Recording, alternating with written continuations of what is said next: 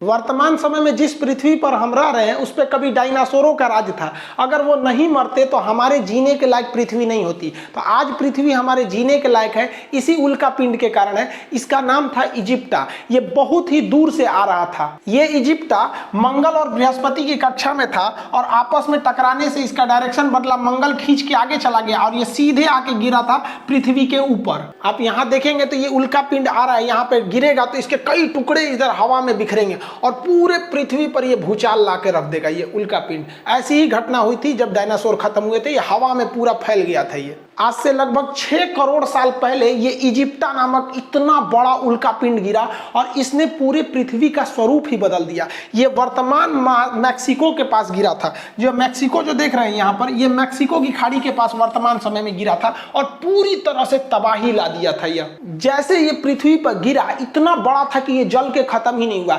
इसका लगभग 10 गुना, जितना दिख रहा है इससे 10 गुना बड़ा था, लेकिन कुछ भाग तो जल के खत्म हो गए थे।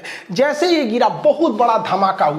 इतना बड़ा धमाका था कि यह धमाका लगभग 20 हाइड्रोजन बम के बराबर था। सोचिए, एटम बम नहीं, हाइड्रोजन बम के बराबर यह धमाका था। और इस धमाके के कारण पृथ्वी का जो ऊपरी परत था वो विस्फोट करके उड़ गया। अब आप बताइए, कोई बिल्डिंग उड़ती है तो उसके तो ईंट पत्थर पूरे स्टोन भी बिखर जाते हैं और इसके पत्थर वगैरह हवा में उड़ गए। और जब ये हवा में उड़े तो जब वापस आए तो वो इतनी स्पीड में आए, उसका टेम्परेचर इतना ज्यादा हो गया था कि जो उड़ने वाले डायनासोर थे उनको तो वो हवा में ही मार दिया। और यहाँ का टेम्परेचर हो गया 200 डिग्री सेल्सियस। और इस एरिया के जितने डायनासोर थे, यहाँ के एरिया के, वो सारे डायनासोर मारे गए। लेकिन ये तबाही का केवल एक ट्रेलर था। असली तबाही तो इसके बाद शुरू हुई। इतना भीषण धमाका के बाद लगभग 10 तीव्रता का पृथ्वी पर भूकंप आया दूसरे साइड में। और पृथ्वी के इतिहास में ये अब तक का सबसे भीषण भूकंप था। इतना भयानक भूकंप से पृथ्वी पर चहल पहल, जितनी भी बड़े बड़े जीव जंतु थे ये भूकंप के शिकार हुए और दब के मर गए।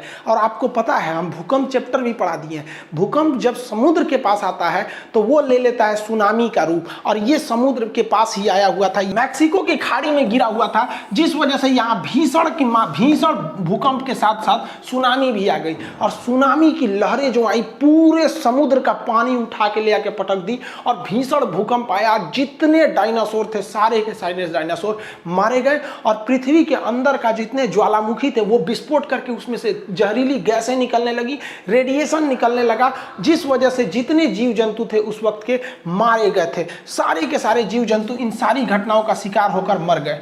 जो बच गए थे बड़े जीव जंतु वो भूखमरी से मर गए, क्योंकि पृथ्वी पर अब खाने के लिए कुछ बचा ही नहीं था। बचे तो केवल छोटे जीव जंतु जैसे चूहे वगैरह, जो कहीं छुप के बैठ सकते थे, थोड़ा बहुत खा के जी सकते थे। और उसके बाद धीरे धीरे मानव का आगे विकास हुआ।